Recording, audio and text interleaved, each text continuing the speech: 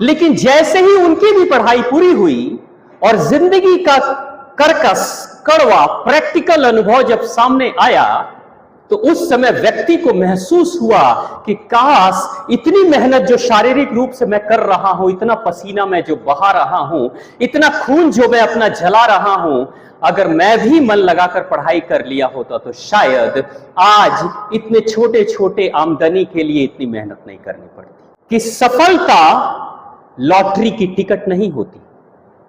आज लगाया कल जीत गए, ये लॉटरी की टिकट सफलता नहीं होती। सफलता कदम दर कदम, एक एक कदम पर चल चल कर हम ऊंचे पैदान पे जाते हैं और ऊंचे मंजिलों को हासिल करते हैं। 48 घंटा किसके पास होता है? सबके पास तो 24 घंटा होता है। लेकिन best utilization of your time, the moment when you are going to utilize the best hours of your life, you are going to convert your 24 hours into 48 hours. जब आप अपने समय का बेहतरीन इस्तेमाल करते हो तो 24 घंटे को आप 48 घंटे में बदल देते हो। यह आपकी क्षमता है। आपके सपने बड़े होने चाहिए। आप सिर्फ सोए सोए सपने ना देखो, खुली आंखों से भी सपना देखने की क्षमता होनी चाहिए।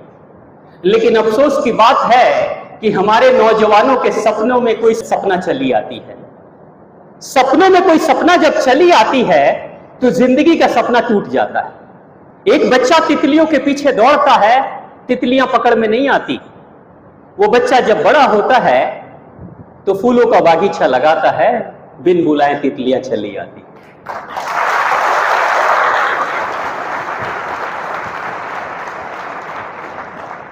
जिसके पीछे अगर आप कहीं गलती से पड़ गए, वो तुम्हें भाव नहीं देगी, और जिस दिन आप अपना भाव बढ़ा दोगे, उस जैसी हजारों चली आएंगी।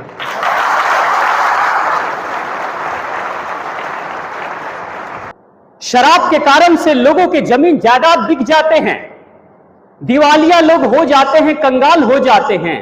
लेकिन जिस समय आपकी जमीन बिक रही होगी, जिस समय आप कंगाल हो रहे होंगे, वो मित्र जो फ्री में शराब जिन्होंने पिलाया था, वो पलट कर भी नहीं आते। मन डाइवर्ट कैसे हो जाएगा? एक जुनून अगर सर पे सवार हो गया तो उसके बाद से दूसरे जुनून को सवार होने के लिए आपके पास समय कहां मिलेगा? ये फेस वैल्यू है।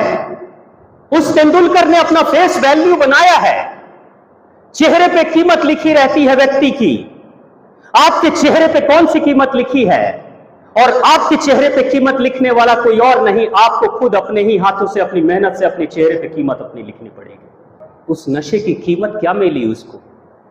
प्रबंधक साहब बता रहे थे कि हमने उसकी सारी फीस माफ कर दी, सारे पैसे वापस कर दिए, और साथ ही ये चेक भी उसको सामने, आपके सबके सामने मिला। आपका मन भी उस मैग्नीफाइंग ग्लास की तरह है।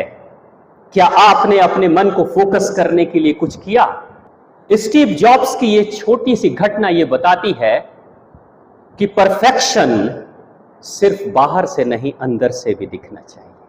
उन्होंने बड़ी एक अच्छी बात कही थी कि जो बच्चे ट्रेनिंग ग्राउंड पर, यानी जो फौजी ट्रेनिंग ग्राउंड पर जितना ही ज्यादा पसीना बहाते हैं, उतना ही युद्ध क्षेत्र में कम खून बहाना पड़ता है उनको।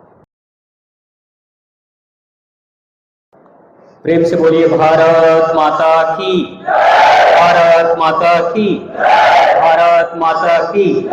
वंदे वंदे वंदे। बड़ा शुभ उपलक्ष्य है आज का। भारत के प्रथम उपराष्ट्रपति और द्वितीय राष्ट्रपति के जन्म दिवस के उपलक्ष्य में हम राष्ट्रपति का जन्म दिवस उपलक्ष्य नहीं मना रहे हैं। ये सबसे बड़ी उपलब्धि है। एक राष्ट्रपति के जन्म दिवस की उपलब्धि मना रहे हैं, लेकिन शिक्षक दिवस के रूप में मना रहे हैं। यानी एक राष्ट्रपति के सामने शिक्षक का महत्व ज्यादा बड़ा है, क्योंकि राष्ट्रपति किसी न किसी शिक्षक के ही कर कमलों के द्वारा उस स्तर पे पहुंच पाता है। सर्वपल्ली राधाकृष्णन के समक्ष जब उनके कुछ छात्र गए थे, उन्होंने कहा था कि हम आपके जन्मदिन को किसी खास तिथि के रूप में मनाना चाहते हैं। तो उन्होंने कहा कि बस राष्ट्रपति के पद को हटा देना, मैं तो एक शिक्षक के नाम से ही जाना जाना चाहता हूं भविष्य में भी, और लोग मुझे शिक्षक के रूप में ही पहचाने। यानी ऐसी गरिमा है एक शिक्षक की। गुरु वो होता है जो अंधकार से प्रकाश की तरफ लेकर जाता है, वही गुरु होता है। यानी जिंदगी की जो सच्चाई है वो बड़ी निराली है।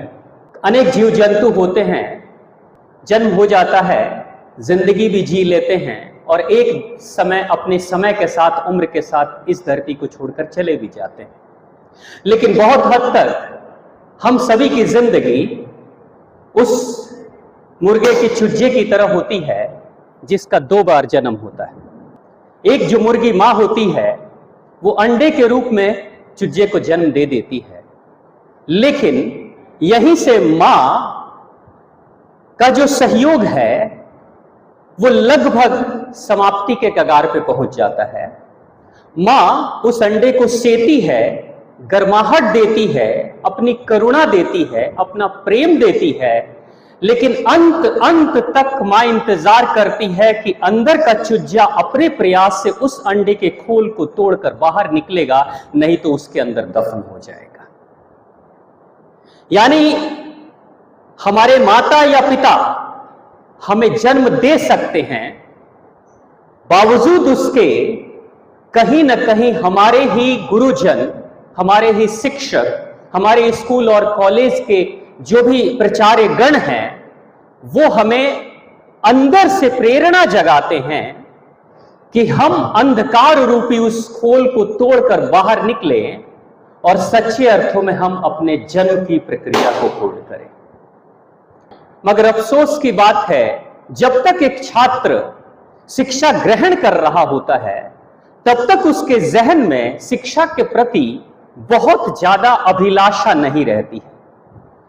कहीं ना कहीं शिक्षा के प्रति जोर दबाव दिया जाता है, तब जाकर छात्र भी मानते हैं कि हमें शिक्षित होना है। कुछ साल पहले की बात है, आर्मी के एक रिटायर्ड ट्रेनिंग के हेड से मेरी बात हो रही थी। बड़े पोजीशन से वो रिटायर हुए थे। रेलवे सफर में मेरे सामने के बॉगी में वो भी बैठे हुए थे, सामने के बर्थ पे। मैंने उनसे पूछा कि आप वर्षों से आर्मी की आपने सेवा की है, हमारे फौजियों को आपने ट्रेन किया है, कुछ अपना अनुभव शेयर करें, कुछ बताएं। उन्होंने बड़ी एक अच्छी बात कही थी कि मैं अपने ट्रेनिंग कोर्स के दौरान जिन भी सिपाहियों को, फौजियों को मैंने ट्रेनिंग दी है, मैं अपने वर्षों के जीवन के अनुभव के आधार पर मैं एक बात कह सकता हूं कि जो बच्चे ट्रेनिंग ग्राउंड पर, यानी जो फौजी ट्रेनिंग ग्राउंड पर जितना ही ज्यादा पसीना बहाते हैं, उतना ही युद्ध क्षेत्र में कम खून बहाना पड़ता है उनको। यानी उनका स्वयं का अनुभव है, ये मेरा अनुभव नहीं है, उनका अनुभव है कि ट्रेनिंग ग्राउंड पे जो जितना ही ज्यादा एक ट्रेनिंग पसीना बहाता है, उतना ही युद्ध क्षेत्र में, बॉर्डर क्षेत्र में कम खून बहाना पड़ता है उसको। ये जिंदगी, ये स्कूल, ये कॉलेज, ये सब ट्रेनिंग ग्राउंड है। आपका भी ट्रेनिंग ग्राउंड है, आप भी ट्रेनिंग ले रहे हो। लेकिन यहां जो ट्रेनिंग हो रही है, अच्छी बात है कि ये एक टेक्निकल कॉलेज है, यहां थ्योरी और प्रैक्टिकल दोनों की पढ़ाई कराई जाती है, दोनों की ट्रेनिंग आप लेते हो।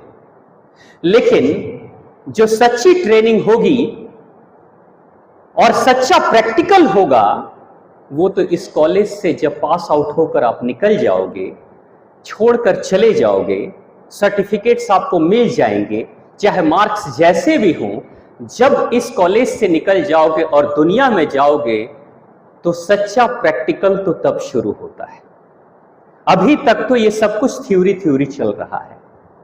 आपने कई बार सोचा होगा, या आने वाले समय में आपको भी पता चलेगा कि क्यों हमारे माता पिता, क्यों हमारे गुरुजन, क्यों वो लोग जिन्होंने अपनी पढ़ाई पूरी कर ली है, बार बार वो बच्चों को क्यों कहते हैं तुम पढ़ाई पे ध्यान लो, पढ़ाई पे ध्यान दो, पढ़ाई पे मन लगाओ और बेहतर बनने की कोशिश करो। ऐसा वो बार बार क्यों कहते हैं? जबकि पलट कर देखोगे, उनसे जब पूछोगे कि आपने क्या अपने पढ़ाई के वक्त में ध्यान लगाया था, मन लगाया था, तो अक्सर सच्चाई सामने आएगी कि उन्होंने भी पढ़ाई के वक्त में बहुत मन नहीं लगाया था। लेकिन वही व्यक्ति बाद में क्यों कहता है कि पढ़ाई पे ध्यान लगाओ, मन लगाकर पढ़ाई करो, क्यों कहता है? क्योंकि जब तक वो पढ़ाई कर रहा था तब तक जिंदगी के थ्योरेटिकल क्लास में था और थ्योरी में, किताबों में सब चीजें अच्छी अच्छी ही दिखाई देती हैं। लेकिन जैसे ही उनकी भी पढ़ाई पूरी हुई और जिंदगी का कर्कश, कड़वा, प्रैक्टिकल अनुभव जब सामने आया, तो उस समय व्यक्ति को महसूस हुआ कि काश इतनी मेहनत जो शारीरिक रूप से मैं कर रहा हूं, इतना पसीना मैं जो बहा रहा हूं, इतना खून जो मैं अपना जला रहा हूं, अगर मैं भी मन लगाकर पढ़ाई कर लिया होता तो शायद आज इतने छोटे छोटे आमदनी के लिए इतनी मेहनत नहीं करनी पड़ती। लेकिन अफसोस की बात है, जिंदगी फिल्मों की तरह कभी रीटेक का मौका नहीं देती। फिल्में खराब हो जाएंगी तो डायरेक्टर दोबारा से शूटिंग कर लेता है और फिल्म फिर से बना लेता है, लेकिन जिंदगी की कोई फिल्म दोबारा से कभी नहीं बनती। एक बार कहते हैं कि जब वक्त निकल जाता है तो वक्त पलट कर नहीं आता। उसके बाद उस वक्त का ठीक से इस्तेमाल आपने कर लिया तो आप मुस्कुराओगे, हंसोगे, या फिर रोना आपके हिस्से में लिख दिया जाएगा, आपकी किस्मत की लकीरों में।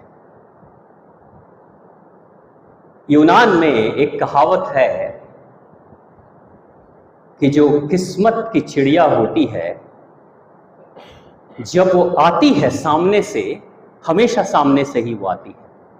वो चिड़िया जब सामने से आती है तो उसकी शक्ल के ऊपर उसके बड़े बड़े बाल, पीछे से जो बाल हैं वो आगे की तरफ लटके हुए रहते हैं, यानी उसकी शक्ल ढक जाती है। लंबे लंबे उसके बाल हैं, बड़े बड़े उसके डैने हैं, उसके पंख हैं। वो एक स्त्री की तरह वो चिड़िया होती है, उसका शरीर स्त्री जैसा होता है, चिड़ियों जैसा पंख होता है, शक्ल उसकी बहुत खूबसूरत होती है, लेकिन उसके जो सर के बाल हैं वो आगे की तरफ झुके रहते हैं। जब वो उड़ते हुए आ रही होती है तो उस वक्त बालों से उसका चेहरा ढका होता है, व्यक्ति सामने से उसके चेहरे को देख नहीं पाता है। जब बगल से वो उड़ के जा रही होती है तो बालों के आड़ में उसकी सुंदर शक्ल दिखाई देती है, लेकिन उस चिड़िया को, सौभाग्य रूपी उस चिड़िया को पकड़ने का एक ही माध्यम था कि उसके बालों से उसको पकड़ लो। अगर उसके बालों से उसे पकड़ लोगे तो वो तुम्हारी जकड़ में आ जाएगी, यानी किस्मत की चिड़िया आपके साथ रहेगी, आपके साथ चलेगी, आपकी जिंदगी की किस्मत को बनाएगी। लेकिन व्यक्ति जब आता है तो चूंकि शक्ल दिखती नहीं, सामने से उड़ते हुए बगल से गुजर के जब जा रही होती है तब अचानक से दिखाई देता है एक झलक, और वो कहता है ये तो बड़ी खूबसूरत है, बहुत सुंदर है, मुझे इसे पकड़ लेना चाहिए। तब तक वक्त निकल चुका होता है और किस्मत की चिड़िया उड़कर चली जाती है। लगभग वक्त हमारे साथ भी ऐसे ही चल रहा है। ये वक्त किसी को भी, किसी के साथ भी पक्षपात नहीं करता। आपको जितने घंटे मिले हैं उतने ही घंटे उस बच्चे को भी मिले हैं जिन्होंने 100 में से 100% अंक लाया है।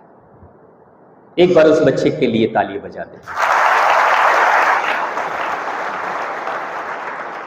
आपकी जो आर्थिक स्थिति है, आपकी जो पारिवारिक स्थिति है, वो बहुत हद तक उस बच्चे की भी आर्थिक और पारिवारिक स्थिति वैसे ही होगी। गुरु जी कह रहे थे कि वो रितेश चौहान, कहां बच्चा बैठा है, वो कहां बैठे हो रितेश? एक बार खड़े हो जाओ अपने स्थान पे। अच्छा, रितेश कहीं बाहर, कोई बात नहीं। हाँ।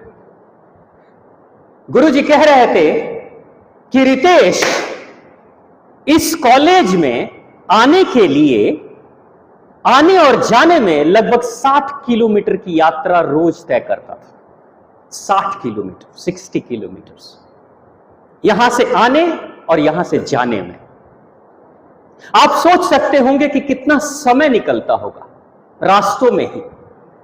लेकिन उसके बाद भी वो बच्चा पूरे सत्र में एक दिन के लिए भी एब्सेंट नहीं हुआ। पूरे सत्र में एक दिन के लिए भी एब्सेंट नहीं हुआ।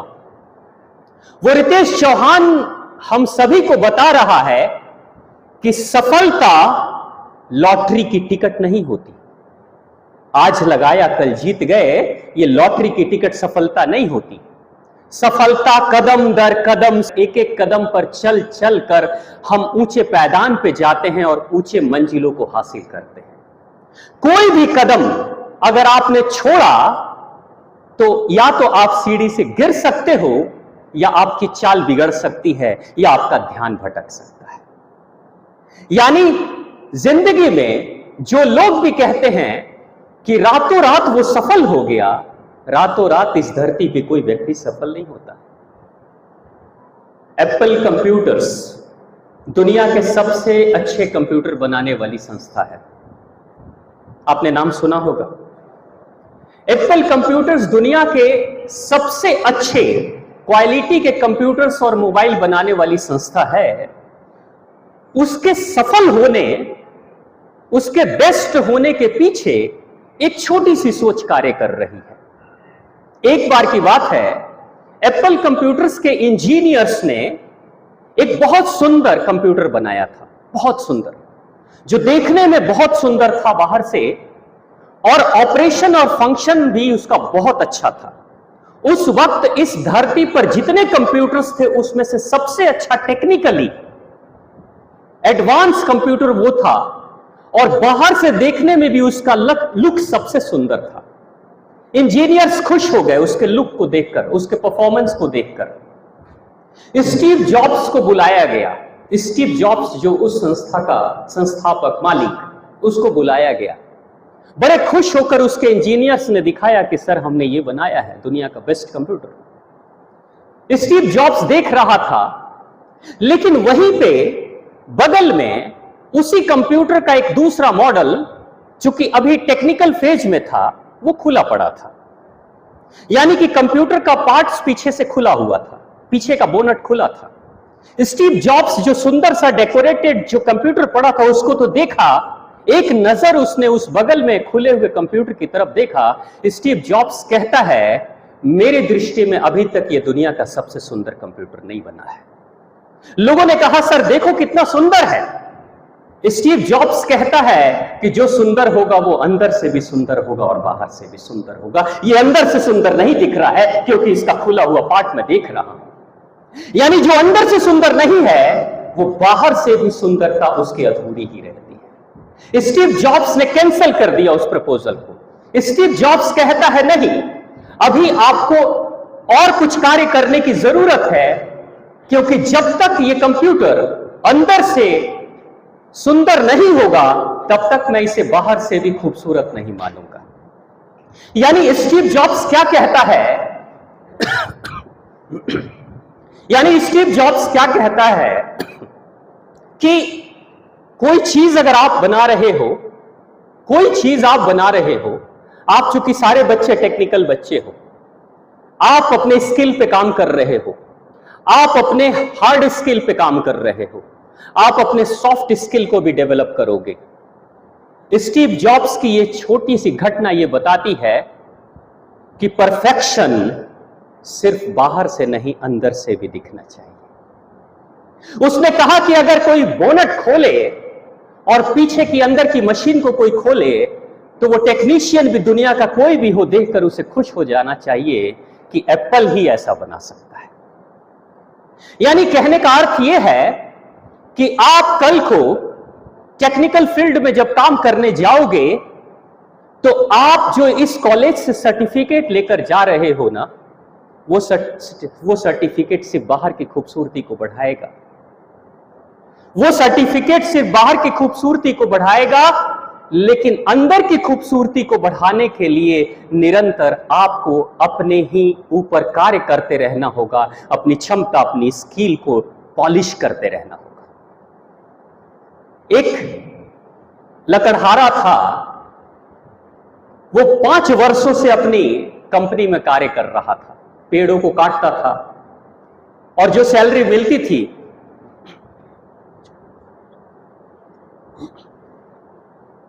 क्षमा करें 5 वर्षों तक लगातार एक ही कंपनी में काम करते रहा, लकड़ियों को काटते रहा, सैलरी में कोई इजाफा नहीं हुआ, सैलरी उसकी बढ़ी नहीं। निराश था, लेकिन फिर भी काम कर रहा था। 5 वर्ष के बाद एक दूसरा एम्प्लॉय आता है, उसी के पोजीशन पे आता है और वो भी कार्य करता है। कुछ ही महीनों के बाद उसकी सैलरी बढ़ जाती है और धीरे धीरे उसकी आमदनी ज्यादा बेहतर हो जाती है। जो पिछला लकड़हारा था, लकड़ी काटने वाला नौजवान था, वो मालिक के पास जाता है और कहता है कि मैं 5 वर्षों से काम कर रहा हूं, एक बार भी मेरी सैलरी नहीं बढ़ी है, कोई इंक्रीमेंट नहीं हुआ है, और ये नौजवान अभी आया है, कुछ महीनों के बाद ही आपने इसकी सैलरी बढ़ा दी है, कारण क्या है? क्या कोई पक्षपात चल रहा है? उसने कहा, मुझे पता नहीं कारण क्या है, बेहतर तो यही होगा तुम जाकर एक बार उससे बात कर लो, उससे मिल लो, पूछ लो यही सवाल। वो जाता है, उससे पूछता है, वो कहता है कि सुनो, जब भी मैं कोई पेड़ काटता हूं तो पेड़ काटने के बाद कम से कम 2-2.5 मिनट अपने कुल्हाड़ी को ठीक से उसकी धार को चढ़ाता हूं, सान चढ़ाता हूं और उसे ठीक से तेज करता हूं और तेज बनाकर और दूसरे पेड़ को काटने की कोशिश करता हूं। इसके कारण मैं दिन भर में जितना पेड़ काटता हूं, मेरे जैसे ही उम्र तुम्हारी भी है, मेरी जैसी शक्ति तुम्हारी भी है, लेकिन तुम अपनी कुल्हाड़ी पे धार कब चढ़ाए थे तुमको याद है?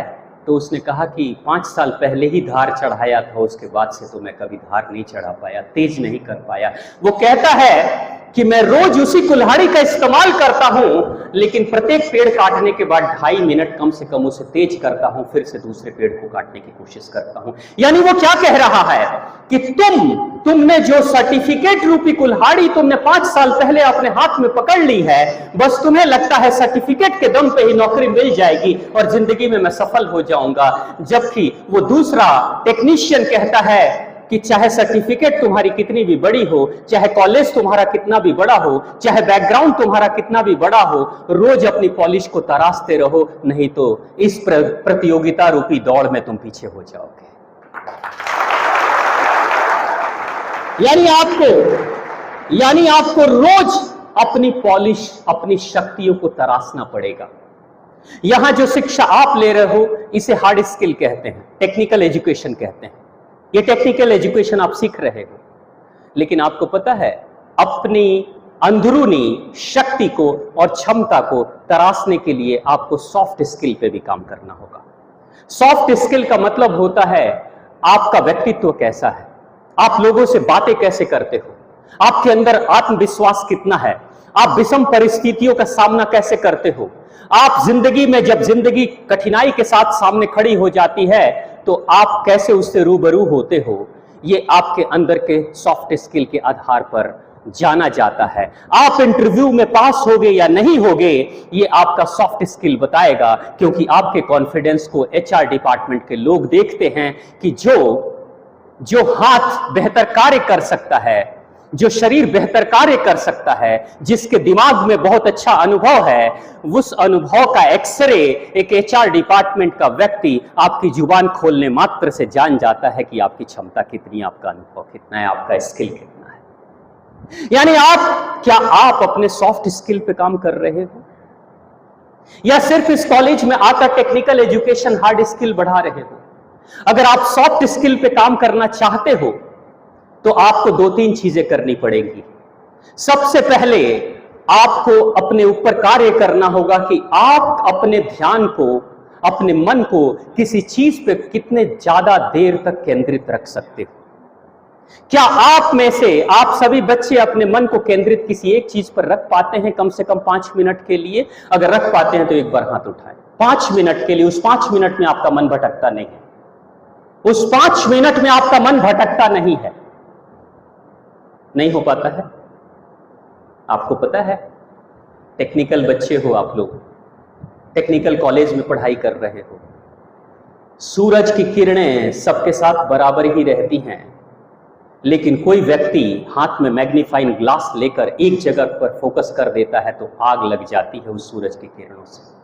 होता है ना? ऐसे प्रयोग किया होगा ना आपने?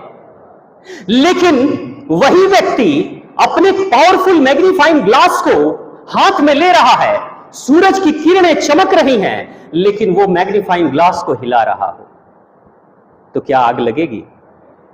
दिन भर हिलाते रहे, दिन भर सूरज चमकते रहे, क्या आग लगेगी? आग नहीं लगेगी तो कोई परिवर्तन होगा? आपका मन भी उस मैग्नीफाइंग ग्लास की तरह है।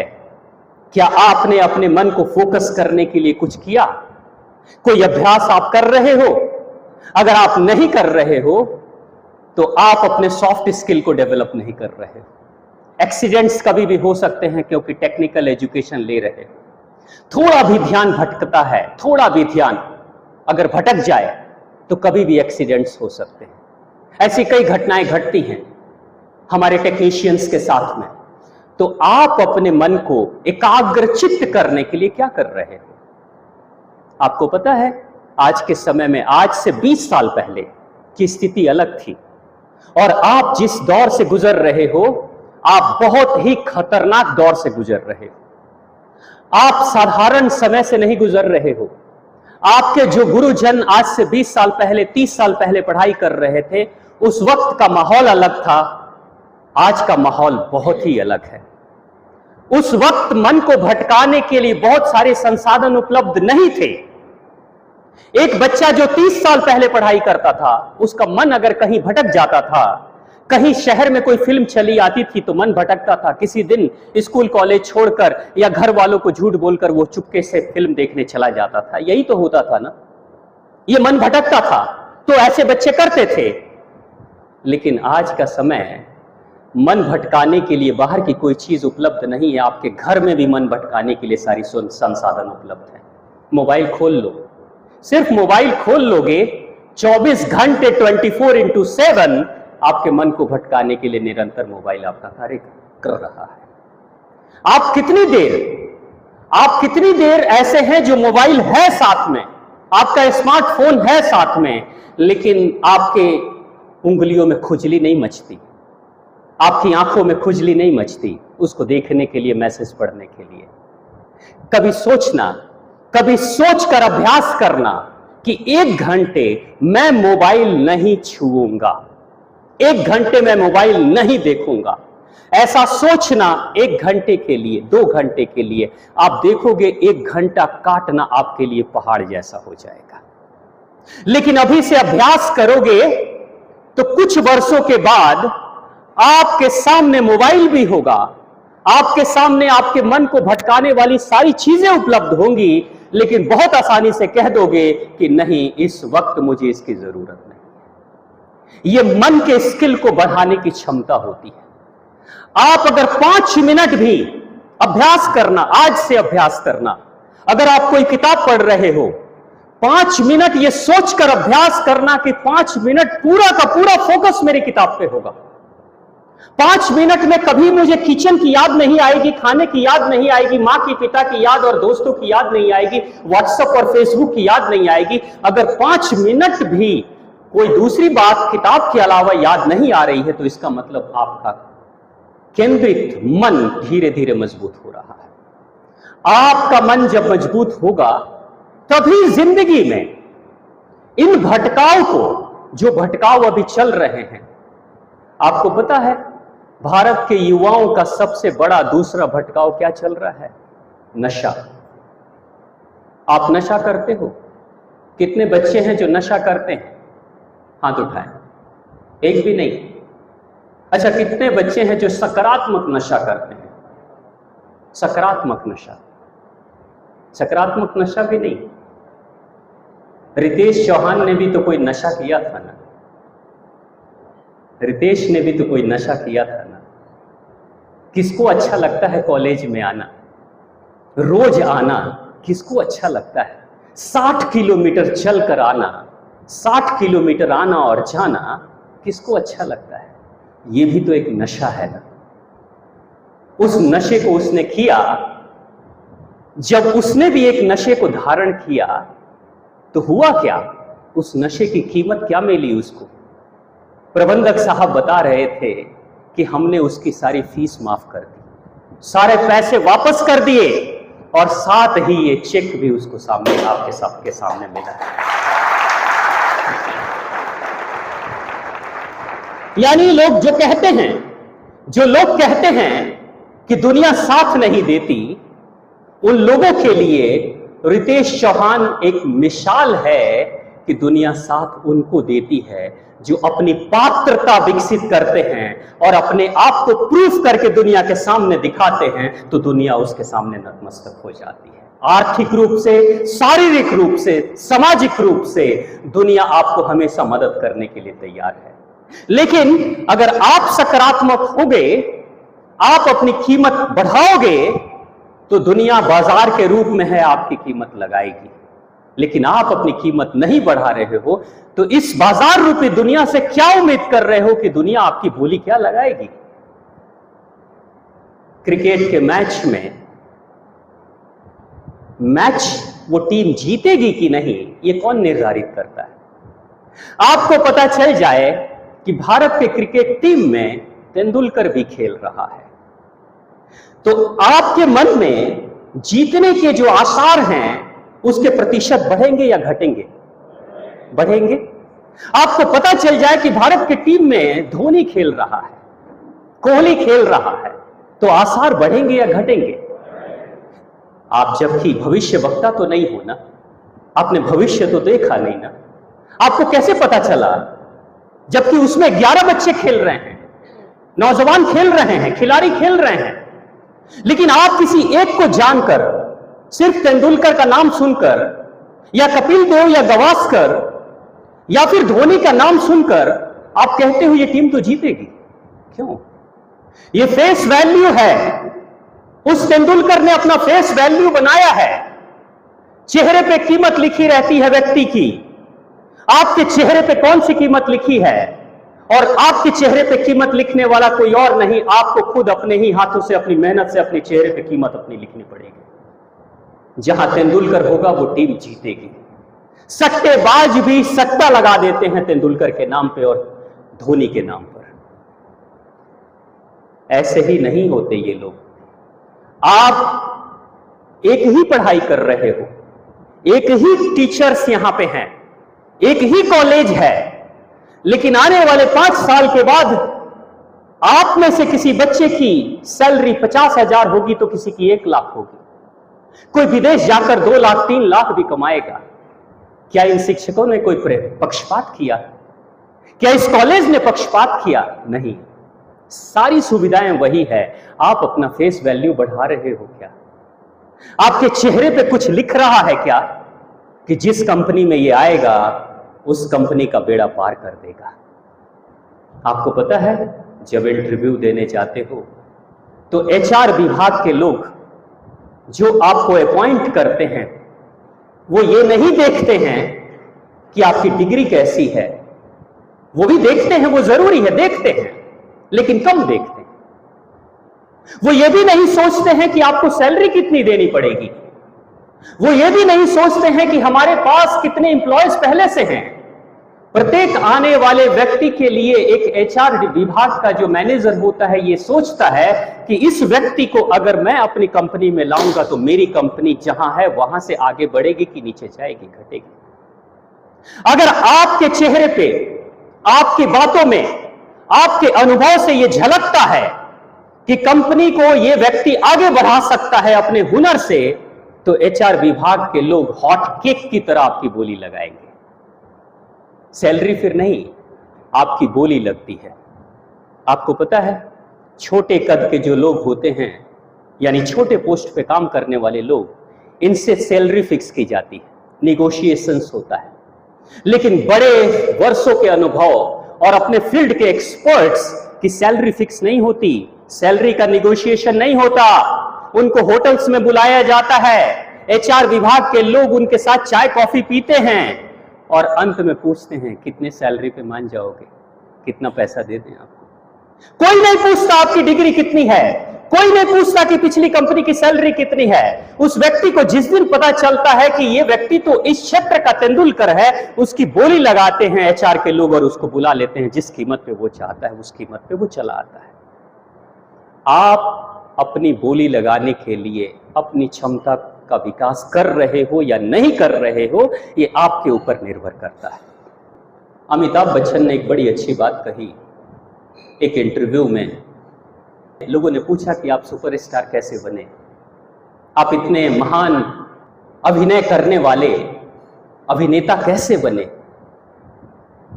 वो कहता है कि अगर आप भी अपने जीवन में सफल होना चाहते हो तो 24 घंटे को 48 घंटा आपको बनाना पड़ेगा, तब जाकर आप सफल हो पाओगे। 48 घंटा किसके पास होता है? सबके पास तो 24 घंटा होता है, लेकिन best utilization of your time, the moment when you are going to utilize the best hours of your life, you are going to convert your 24 hours into 48 hours. जब आप अपने समय का बेहतरीन इस्तेमाल करते हो तो 24 घंटे को आप 48 घंटे में बदल देते हो। यह आपकी क्षमता है। और जो लोग भी 24 घंटे को 48 घंटे बनाने का मादा रखते हैं, दुनिया उसके सामने सफलता का रेड कारपेट बिछाती है। आपके साथ भी ऐसा होने वाला है। लेकिन याद रखना, गलती से कोई गलत नशा मत कर लेना। पंजाब के बच्चों से जब भी बात होती है, पंजाब के माता पिता नौजवान परेशान हैं। वहां के नौजवान नशा कर रहे हैं, और नशा करके वो क्या कर रहे हैं? अपने आप को अंदर से खोखला कर रहे हैं, अपने आप को अंदर से बर्बाद कर रहे हैं। बड़ा अच्छा लगता है, शुरू में ना बड़ा अच्छा लगता है। मुझसे किसी ने पूछा कि लोग नौजवान हमारे आजकल के नशा क्यों करते हैं? मैंने कहा कि जब सकारात्मक नशा जिंदगी में नहीं होगी तो नकारात्मक नशा तो किसी को भी पकड़ लेती है बहुत आसानी से। आपके जीवन का मकसद अगर कुछ है, अगर कोई जुनून है, कोई सपना है, उस सपने को पूरा करने के लिए अगर जुनून है, नशा है, तो आपका मन तो एक ही है ना। मन डाइवर्ट कैसे हो जाएगा? एक जुनून अगर सर पे सवार हो गया तो उसके बाद से दूसरे जुनून को सवार होने के लिए आपके पास समय कहां मिलेगा? बेहतर है आप अगर नशा नहीं कर रहे हो, किसी तरह का कोई भी सेवन, गलत सेवन नहीं कर रहे हो, मत करना। क्योंकि ये दुनिया आने वाले समय में जो नशा वाले लोग होते हैं, मैंने देखा है उनको कि स्कूलों में, कॉलेजों से ही इसकी शुरुआत होती है। और शुरुआत करने वाला कौन होता है? प्रत्येक मित्र ही होता है दूसरे मित्र को ट्रेनिंग देता है। एक मित्र ही होता है जो कहता है कि अरे चलो ना, मैं तुमको खिलाता हूं ना, खर्चा मेरा लगेगा, खर्च मेरा लगेगा, चिंता क्यों करते हो? और दूसरे के खर्च में, फ्री फंड में, मैंने एक बाबूजी से बोला, बाबूजी ये आप क्यों खाते हो तंबाकू? उन्होंने कहा मैं तो बिल्कुल नहीं खाना चाहता था, मेरे दोस्तों ने जबरदस्ती खिला दिया, अब आदत लग गई है, छूटी नहीं रही है। बीबीसी छूटी नहीं रही है। यानी सिंपल सी बात यह है कि शुरुआत में तो हर बुरी आदत फ्री में आती है, लेकिन बाद में वो सुद ब्याज के साथ कीमत लेकर जाती है। शराब के कारण से लोगों के जमीन जायदाद बिक जाते हैं, दिवालिया लोग हो जाते हैं, कंगाल हो जाते हैं। लेकिन जिस समय आपकी जमीन बिक रही होगी, जिस समय आप कंगाल हो रहे होंगे, वो मित्र जो फ्री में शराब जिन्होंने पिलाया था, वो पलट कर भी नहीं आते, वो पलट कर नहीं आते। आपकी ऊर्जा किस दिशा में बढ़ रही है, वो ऊर्जा आपकी कैसी है, आपको ही उसे एक दिशा देना होगा। जब गंगा गंगोत्री से निकली थी पहली बार, तो गंगा को पता नहीं था, गंगा को पता नहीं था कि मैं सागर से जाकर मिलूंगी, और वो भी बंगाल में जाकर सागर से मिलूंगी। उस गंगा को पता नहीं था। लेकिन गंगा अपनी रवानगी से, अपनी शक्ति से, अपने वेग से जब चल रही थी, आगे का भविष्य का पता नहीं था, लेकिन उसका वेग, उसकी रवानगी ने निर्धारित किया कि उसे सागर से मिलना है। आपके अंदर वेग है क्या? आपके अंदर शक्ति है क्या? आप अगर नौजवान हो, यहां कितने लोग हैं जो नौजवान हैं? एक बार हाथ उठा दें।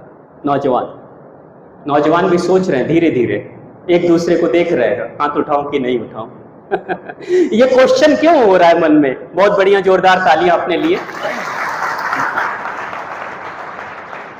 अगर आप नौजवान हो तो आपकी धमनियों में जोश होना चाहिए, आपके खून में शक्ति होनी चाहिए, आपके विचारों में उमंग होना चाहिए। आपके सपने बड़े होने चाहिए। आप सिर्फ सोए सोए सपने ना देखो, खुली आंखों से भी सपना देखने की क्षमता होनी चाहिए। लेकिन अफसोस की बात है कि हमारे नौजवानों के सपनों में कोई सपना चली आती है। सपनों में कोई सपना जब चली आती है तो जिंदगी का सपना टूट जाता है। भगवान न करे आपके जीवन में कोई सपना आए। मैं कौन से सपने की बात कर रहा हूं ये आप सब समझ रहे हो, ठीक है? और मैं उस सपने की बात बता दूं कि वो सपने की हकीकत क्या है। एक व्यक्ति है, एक बच्चा तितलियों के पीछे दौड़ता है। एक बच्चा तितलियों के पीछे दौड़ता है, तितलियां पकड़ में नहीं आती। वो बच्चा जब बड़ा होता है तो फूलों का बागीचा लगाता है, बिन बुलाए तितलियां चली आती।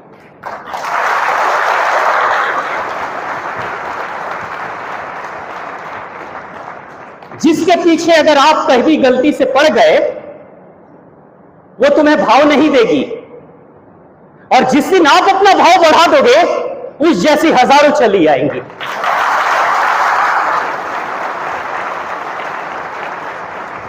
आप भी एक फूलों के बागीचे की तरह हो, आप भी उस गंगा की लहरों की तरह हो। आप चाहो तो अपनी गंगा की लहरों का दम घोट दो, या फिर रवानगी बनाए रखो, जोश बनाए रखो, शक्ति बनाए रखो, दिशा बनाए रखो और सागर से जाकर मिल जाओ। प्रमोशन है ना, गंगा एक नदी है, लेकिन अपनी रवानगी, अपनी शक्ति के साथ आगे प्रवाहित होती है तो एक गंगा, एक साधारण सी गंगा एक सागर बन जाती है। कितना बड़ा प्रमोशन मिला उसको। वो सागर है, वो गंगा है, लेकिन पश्चिम बंगाल में जाकर वो गंगा सागर है।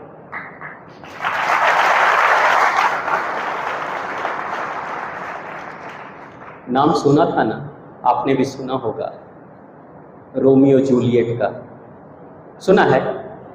लैला मजनू का नाम सुना है? सबने सुना है। जीके बड़ा अच्छा है आपका। मुझे नहीं पता कौन से सिलेबस में पढ़ाया गया, लेकिन बच्चों को पता है।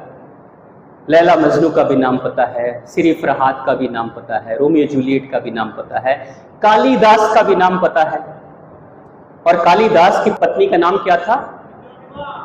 विद्योत्मा, उसका भी नाम पता है। तुलसीदास जी का भी पता है, और तुलसीदास जी की पत्नी का नाम रत्नावती। आपको पता है ये लोग कौन थे? ये लोग कभी दीवाने थे और किसी व्यक्ति को इन्होंने अपना सपना मान लिया था। वो चाहे मजनू हो और चाहे कालिदास हो, चाहे वो तुलसीदास हो, इन्होंने किसी को अपना सपना, किसी व्यक्ति को अपना सपना मान लिया था। लेकिन इन सपनों ने ऐसा थप्पड़ मारा कि रत्नावती, जिसके पीछे तुलसीदास पड़े थे, जिसको भगवान की तरह मानते थे, उसने ऐसा इंसल्ट किया, ऐसा ताना मारा कि आधी रात में भी वो कहते हैं चांद सितारे दिखने लगे थे तुलसीदास को। विद्योत्मा ने ऐसे थप्पड़ मारा था कालिदास को, और ऐसे धक्के मारे कि नाक टूट गई थी और सीधा माता काली के मंदिर में पहुंच गए थे। ये रोमियो और जूलियट की कहानियां अधूरी है, इसलिए आज जानी जाती है।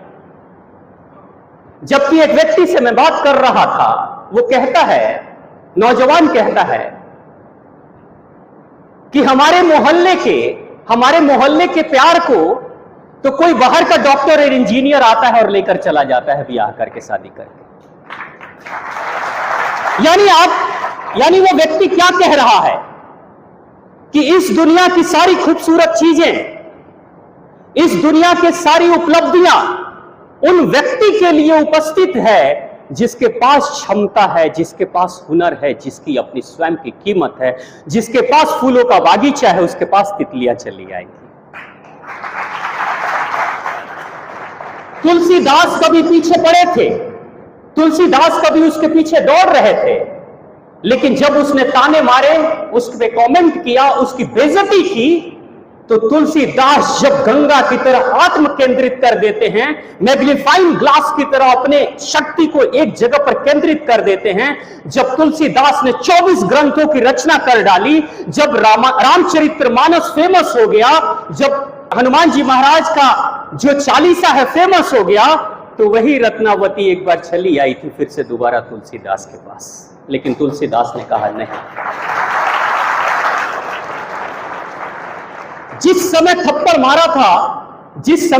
मारा था विद्योत्मा ने कालिदास को, कालिदास रोते हुए माता रानी के पास गए थे, और उसके बाद से उसी स्कूल में, जिस स्कूल में कभी वो प्यून थे, जिस स्कूल के वो चपरासी थे, उसी स्कूल के लाइब्रेरी में जाते हैं और पढ़ाई करते हैं, जबकि पहले भी वहीं पे थे, लेकिन वो किताबें, वो लाइब्रेरी, वो स्कूल नहीं दिखाई दिया था। लेकिन उसी लाइब्रेरी में पढ़ाई करते हैं, अपनी शक्ति बढ़ाते, अपनी क्षमता बढ़ाते हैं, और अंत में जब कालिदास महान कालिदास बनते हैं, जिसको अंग्रेजों ने भी भारत का शेक्सपियर कहा था, तो विद्योत्मा पीछे पीछे चली आई थी उस कालिदास को पाने के लिए।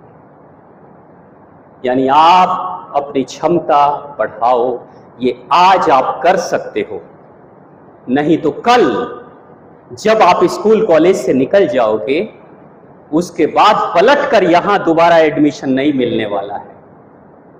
ये सच्चाई है। ये गुरुजन मिलेंगे सड़कों पे, आओगे आशीर्वाद लेने, लेकिन क्लासरूम में आने और पढ़ाई करने का दोबारा मौका नहीं मिलेगा। प्रत्येक व्यक्ति जब जिंदगी के अगले पड़ाव में चला जाता है, जब वो देखता है कि उसके मित्र गाड़ियां खरीद रहे हैं, घर बना रहे हैं, सफलता के चरम शीर्ष को वो पा रहा है, तो प्रत्येक मित्र यही सोचता है कि हम सब एक साथ ही तो पढ़ाई किए थे, उसके साथ क्या हो गया और मेरे साथ क्या नहीं हो पाया। मुझे एक एग्रीकल्चर डायरेक्टर से मुलाकात एक बार हुई थी। आज वो इस धरती पे नहीं है, शरीर त्याग चुके हैं, लेकिन भारत के 3 एग्रीकल्चर डायरेक्टर्स में जिन्होंने काम किया था लाल बहादुर शास्त्री के साथ में, और उस एग्रीकल्चर डायरेक्टर में से एक डायरेक्टर से मेरी बात हुई थी। उनका नाम फेमस था राजस्थान में बालू में आलू उगाने वाला वैज्ञानिक, कृषि वैज्ञानिक, यानी जो बालू में आलू उगा देता है ऐसा वैज्ञानिक है। यानी कि भारत के महानतम वैज्ञानिकों में, कृषि वैज्ञानिकों में उनकी गिनती होती थी। मैं उस व्यक्ति से मिला जब उनकी उम्र लगभग 75 वर्ष 80 वर्ष की थी, तो मैंने उनसे पूछा, तो उन्होंने कहा कि मुझे एक बात का अफसोस है। मैंने कहा आप तो बड़े फेमस हो, बड़े महान साइंटिस्ट हो, तो उन्होंने कहा एक बात का अफसोस है कि क्षमता तो बहुत थी, जितनी क्षमता थी बहुत कम कर पाया। अगर इससे भी ज्यादा बेहतर किया होता तो सिर्फ भारत में प्रसिद्ध मैं हूं, कल को पूरे विश्व में प्रसिद्ध हो सकता था। यानी क्षमताएं प्रत्येक व्यक्ति में बहुत होती हैं।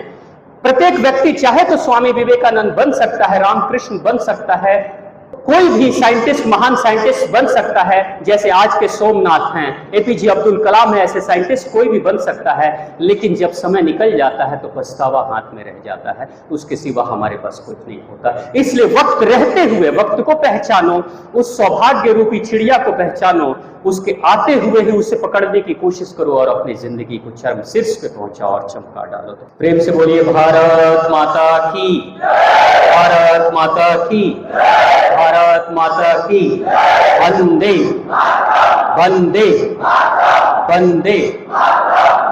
धन्यवाद।